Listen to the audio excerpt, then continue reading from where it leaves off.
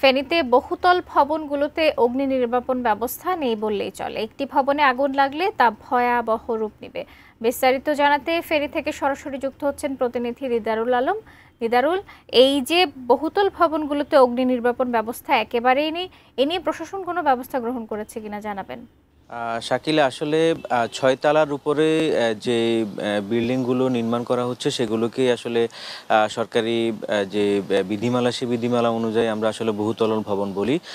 এখানকার যে পৌরসভা রয়েছে সে পৌরসভা কর্তৃপক্ষ যখন অনুমোদন দেন, তারপরে কিন্তু ফায়ার সার্ভিসের একটি এনওসি লাগে, যেটি বহুতল ভবনের নির্মাণের জন্য। সেক্ষেত্রে আসলে এখানে যে ভবনগুলো নির্মাণ হচ্ছে সেখানে কিন্তু আসলে এরকম নির্দেশনাবলী অথবা এরকম নিয়মের মধ্যে আসলে অনেকগুলো ভবন নির্মাণ হয়নি, আমরা যেটি জেনেছি। এবং যে সকল ভবনগুলো আসলে ফায়ার সার্ভিসের যে নীতিমালা, সেই নীতিমালা অনুযায়ী তারা অনুমোদন নিলেও কিন্তু আসলে তারা পরবর্তীতে যখন ভবন নির্মাণ করেন তখন কিন্তু তারা যে অগ্নি নির্বাপক যে ব্যবস্থা, সেই ব্যবস্থাগুলো তারা রাখেন না। কিছু কিছু জায়গায় আমরা যে ফায়ার সার্ভিসের যে নির্দেশনাগুলো ছিল সেগুলো আমরা আমাদের চোখে পড়েছে, কিন্তু সেগুলোর আসলে কতখানি কার্যকর হবে যখন একটি অগ্নিকাণ্ডের ঘটনা ঘটে তখনই কিন্তু আসলে বোঝা যায় যে সেই যে ভবনটিতে আগুন লাগে সেই ভবনের আসলে অগ্নি নিরাপত্তা ব্যবস্থা কেমন ছিল। তবে ফেনীতে বর্তমান সময়ে কিন্তু অনেকগুলো বহুতলা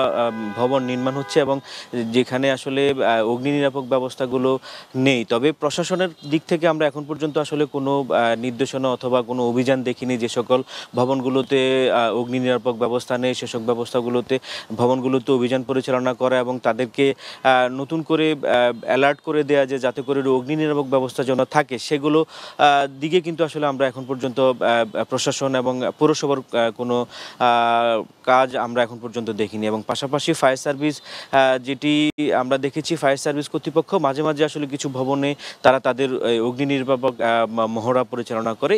এর বাইরে আসলে কোনো অভিযান অথবা কোনো কিছুই আমাদের এখন পর্যন্ত চোখে পড়েনি।